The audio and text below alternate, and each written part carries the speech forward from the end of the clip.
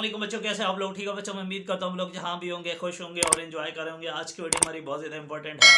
अगर आपको मेरी वीडियो अच्छी लगे तो मेरे चैनल को ज़रूर सब्सक्राइब कीजिएगा ताकि इस तरह की सारी अपडेट्स आपको मिलती रहें। आज के इस वीडियो के अंदर आप लोग जानते हो आजकल जो है वो हमारे एग्ज़ाम, मैं बात कर रहा हूँ 9th की, 10th की, फर्स्ट ईयर, सेकेंड ईयर, इसके एग्ज़ाम जो है होने जा रहे हैं। और बच्चे ना मुझसे कुछ एग्ज़ाम के हवाले से मोस्ट इम्पोर्टेंट कुछ क्वेश्चंस पूछ रहे थे। आज हम इसके ऊपर वीडियो बना रहे हैं जी। एक तो सबसे पहला जो मोस्ट इम्पोर्टेंट क्वेश्चन था बच्चों का, वो ये था कि सर हम लोग जो है वो हमें टीचर्स भी बताते हैं, एकेडमीज़ के अंदर भी बताया जाता है कि आपने सारे का सारा जो पेपर लिखना है वो बुक वाली वर्डिंग यूज़ करनी है। आपने किसी किस्म की बुक से हट के वर्डिंग यूज़ नहीं करनी। अगर आप ऐसा करोगे तो वो चेक नहीं करेंगे, क्योंकि जो टीचर होता है, एग्जामिनर होता है, जो आपके पेपर चेक करता है, वो जो है बुक खोल के जो है वो पेपर चेक करता है। तो सर आप हमें ज़रा बताएं इस बात में कितनी सच्चाई है, क्या वाकईतन वो ऐसा करता है या नहीं? तो यार यहाँ दो तरह के ना बेसिकली लोग हैं ये, और इस चीज़ को आप लोगों ने लाजमी ज़रा गौर से सुनना है और समझना है ज़रा, ये आपके लिए बहुत ज़्यादा मोस्ट इम्पोर्टेंट है। जो वहाँ पे मोर देन 95% लोगों को मैंने ये देखा है, जिनके अंदर मैं भी शामिल हूँ, कि हमने कभी भी किताब खोल के पेपर चेक नहीं किया। और ना ही कभी भी ऐसा मैंने देखा है कि हमने वो सारी की सारी किताब वाली जो है वर्डिंग याद की हो कि बच्चा अगर वो लिखेगा तो हम ठीक करेंगे। बच्चों याद रखिएगा, कोई बच्चा अपनी वर्डिंग में जब लिखता है, अगर उसका कॉन्सेप्ट ठीक है तो हम उसको ठीक करते हैं। हमें बिल्कुल किसी किस्म की कोई किताब वाली चीज़ें याद नहीं है, इसलिए आपको घबराने की ज़रूरत नहीं है। आप अपना कॉन्सेप्ट हमारे साथ शेयर कर सकते हो, जितनी मर्जी इजी वर्डिंग के अंदर लिखो, आपकी बात ठीक होनी चाहिए। इवन के जो आपके साइंस के सब्जेक्ट्स होते हैं उनके अंदर अगर आपकी कोई टेंसेस की गलतियां हो रही हैं, ग्रामर गलत हो रही है, इवन के कोई स्पेलिंग्स मिस्टेक्स हो रही हैं, बट याद रखिएगा जो मेन हेडिंग्स होती हैं उनमें कोई स्पेलिंग मिस्टेक ना हो मेजर।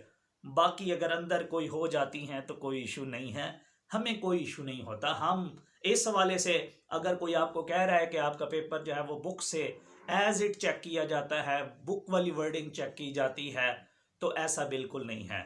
बट यहाँ ऐसा ज़रूर है, यहाँ पे कुछ ना कुछ इस बात में सच्चाई भी है। बहुत सारे मैंने फीमेल्स टीचर्स को देखा है, या इवन के कुछ मेल हजरात भी होते हैं, कि आपने जब लिखा होता है या कोई फ्रेश कैंडिडेट ऐसा है जो आपके पेपर चेक कर रहा होता है, तो होता ये है, अब उसको चूंकि इतना ज़्यादा कॉन्सेप्ट नहीं होता तो वो क्या करता है, अपने पास बुक ज़रूर लाता है। अब जब वो बुक ज़रूर साथ लाता है तो उसको ज़रा खोल के उसके साथ कुछ चीज़ें मैच भी कर रहा होता है। जैसे ना मैं एक छोटी सी एग्जांपल आपके साथ शेयर करता हूँ। मेरा अपना ही स्टूडेंट था लास्ट टाइम, उसने जो है वो स्ट्रक्चर ऑफ आइस बनाया, और वो ज़रा बुक वाला एज इट नहीं बनाया। मैंने उसको थोड़ा सा ना अपनी तरीके से ज़रा आसान करके बनाया था। तो जब वो उसने बना दिया तो एग्ज़ाम के अंदर वो उसका गलत कर दिया, रीचेकिंग करवाई तो उसने देखा कि मेरा वो स्ट्रक्चर सारे का सारा गलत किया हुआ था। अब होता क्या है, वो बंदा जिसने, हालांकि हमने उस स्ट्रक्चर में जस्ट ये बताना था कि यार ये देखे इसके वाटर के मालिक्यूल अरेंज हो रहे हैं, उसमें एम्प्टी स्पेस क्रिएट हो रही है, टेट्राहेड्रल स्ट्रक्चर्स बन रहा है, ये सारी चीज़ें बतानी थी। लेकिन अनफॉर्चुनेटली जो है वो जो बंदा था उसने वो बुक खोली होगी, बुक में वो एज इट स्ट्रक्चर नहीं था, जिसकी वजह से उस स्ट्रक्चर को उसने गलत कर दिया। यहाँ एक चीज़ मैं इसलिए ये बता रहा हूँ कि अगर कोई बच्चों आपकी बुक के अंदर कोई स्ट्रक्चर है, कोई ऐसी चीज़ है, तो कोशिश किया करो उसको लाजमी एज इट बनाने की कोशिश किया करो जो बुक के अंदर है। बाकी बिल्कुल ऐसी कोई ज़रूरत नहीं है आपको बिल्कुल एज इट बुक वाली वर्डिंग यूज़ करने की, ना ही आपको रट्टा लगाने की ज़रूरत है। बच्चों इस चीज़ के लिए मैंने आप लोगों के लिए जो है कुछ बहुत ही इजी वर्डिंग के अंदर और सारे के सारे मोस्ट इम्पोर्टेंट क्वेश्चंस गेस की फॉर्म में भी और नोट्स की फॉर्म में भी रेडी किए हैं सारे सब्जेक्ट्स के, जिसमें साइंस सब्जेक्ट्स हैं आपके और इंग्लिश है। आप वो मुझसे लेके उनको तैयारी करके इस थोड़े से टाइम के अंदर आप अच्छे मार्क्स हासिल कर सकते हो। आपको घबराने की ज़रूरत नहीं है। बल्कि यहाँ एक चीज़ मैं आपको ये ज़रूर बताता चलूँ कि बहुत सारे बच्चों के ये भी गलत होता है, माइंड में कॉन्सेप्ट है कि हम जो है वो बड़ी अच्छी सी खूबसूरत सी प्रेजेंटेशन फूल वगैरह बना के और क्वेश्चन पेपर के साथ पता नहीं क्या क्या करते रहते हैं, स्पेशली जो फीमेल स्टूडेंट्स होती हैं। और वो बड़ी प्रेजेंटेशन बना के लिख देती हैं कि शायद हमारा पेपर जो है इसको ठीक कर देंगे। याद रखिएगा, आपके जो साइंस सब्जेक्ट्स होते हैं इनके अंदर आपके जो प्रेजेंटेशन है, आपकी जो राइटिंग है, उसके कोई भी मार्क्स नहीं है, 0 मार्क्स होते हैं। सिर्फ आपकी प्रेजेंटेशन और जो राइटिंग है वो बिल्कुल सिंपल सी सादा सी होनी चाहिए, आपका पेपर पढ़ा जाए।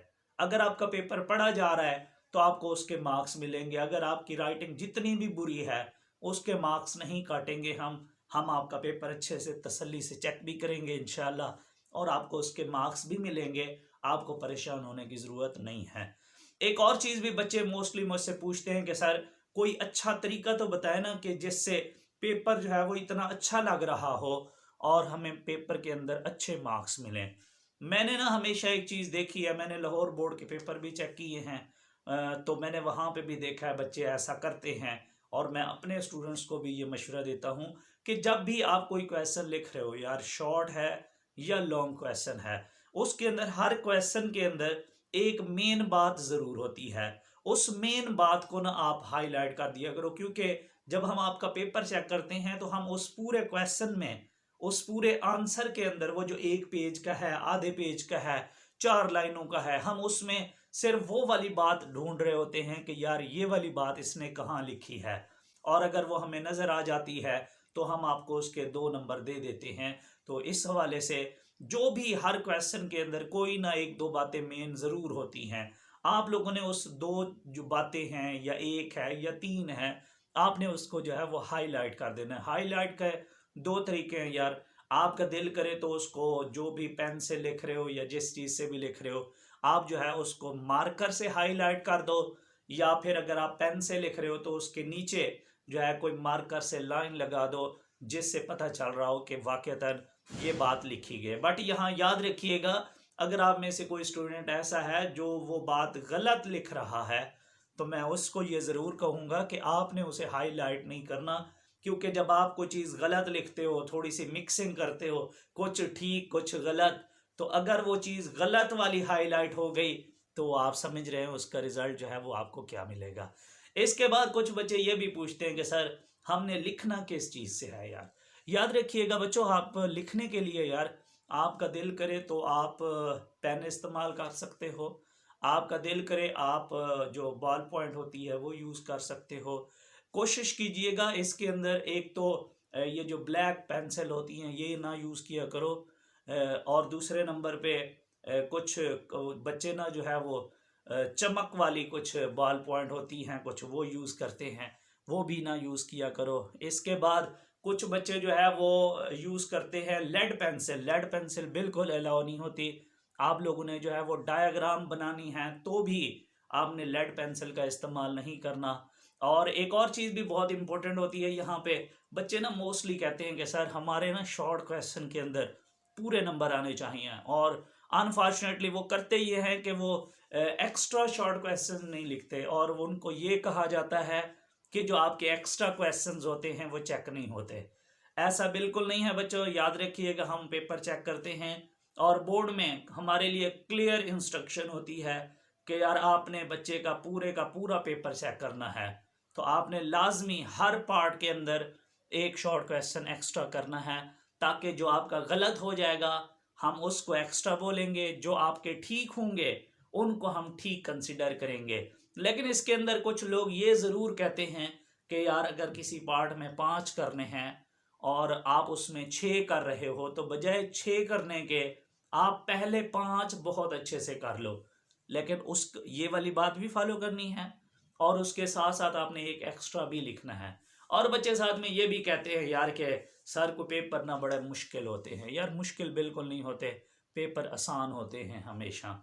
और कॉन्सेप्चुअल कह रहे हैं जी, कॉन्सेप्चुअल होंगे, यार कुछ भी कॉन्सेप्चुअल नहीं होगा, पहले जैसा पेपर होगा। इसमें चाहे वो कोई इम्प्रूवर है या कोई सेपली का स्टूडेंट है। और इसके साथ साथ कुछ बच्चे मुझे ये भी कह रहे होते हैं कि सर ये बताएं कि पेपर मॉर्निंग का मुश्किल आएगा, क्योंकि रोल नंबर स्लिपें जो है वो आना शुरू हो गई हैं। बच्चे पूछ रहे हैं कि सर पेपर मॉर्निंग का मुश्किल होगा या इवनिंग का पेपर मुश्किल होगा। तो यार पेपर, मैं अगेन यही कहूँगा कि पेपर इंशाल्लाह आसान आएंगे, आप घबराए नहीं। बट यहाँ ये ज़रूर होता है कि जो मॉर्निंग का पेपर होता है इसके अंदर मोस्टली जो मोस्ट इम्पोर्टेंट चीज़ें होती हैं वो आ जाती हैं, थोड़ी सी अनइम्पोर्टेंट चीज़ें जो है वो इवनिंग के पेपर में होती हैं। बट यहाँ एक चीज़ याद रखिएगा, एग्जामिनर बड़ा सियाना है, वो क्या करता है, अगर वो एक चीज़ तीन चीज़ें होती है ना आपकी एमसीक्यूज शॉर्ट लॉन्ग, अगर उनमें वो कोई एक पार्ट आसान देता है तो दूसरा फिर वो मुश्किल कर लेता है। इसी तरीके से अगर मॉर्निंग में शॉर्ट इजी हूँ तो फिर लॉन्ग मुश्किल होते हैं, इवनिंग में अगर आपके लॉन्ग मुश्किल है तो फिर शॉर्ट इजी कर देता है। लेकिन दोनों ऑलमोस्ट जो है वो सेम चीज़ें रखता है, बट जिसके मॉर्निंग में पेपर है वो अच्छी बात है। इसके अंदर कुछ बच्चे और भी हैं यार, वो जो सेपली वाले हैं या इम्प्रूवर हैं, वो कहते हैं सर हम लोगों ने जब वहाँ फिलिंग करनी है तो वो हमने सेपली के ऊपर टिक करना है या हम लोगों ने एनुअल। तो यार चूंकि आप लोग एनुअल में अपेयर हो रहे हो, चाहे आपको सेपली क्यों नहीं है, क्योंकि आप एनुअल में अपेयर हो रहे हो इसलिए आपका जो है वो सेपली पे टिक नहीं होगा, आपने एनुअल पे करना है, इवन आपको सेपली है, इम्प्रूवर हो या जो भी हो। तो आई होप कि आपको मेरी बातें अच्छी लगी होंगी और इनको ज़रा फॉलो भी कीजिएगा। और इसके अलावा भी आप लोगों के लिए जो है बहुत सारी चीज़ें मेरे पास मौजूद हैं, पेपर को प्रेजेंटेशन कैसे देते हैं और पेपर अटेम्प्ट कैसे करते हैं, गैस हो गए, हर चीज़ मौजूद है, आप उसको देखो, इंजॉय करो। दुआ में याद रखिएगा। Thank you so much. अल्लाह हाफिज़।